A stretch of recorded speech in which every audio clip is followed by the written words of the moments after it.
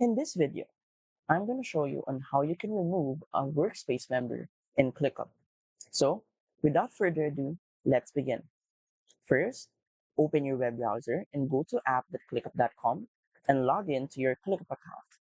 Once you're inside your main dashboard, what you're going to do is go to your top right to access your profile and then click on Settings from the drop-down menu. From here, go to People under Admin Settings and you should see all your current members on this workspace. So to remove some of those members, what you're going to do is you're going to hover your mouse right here on the rightmost button beside their name. Then you have the option to remove this member right here. So once you confirm this member would then be removed from your workspace. As easy as that.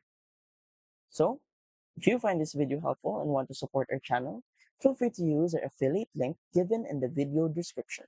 Thanks for watching, and I will see you in my next video.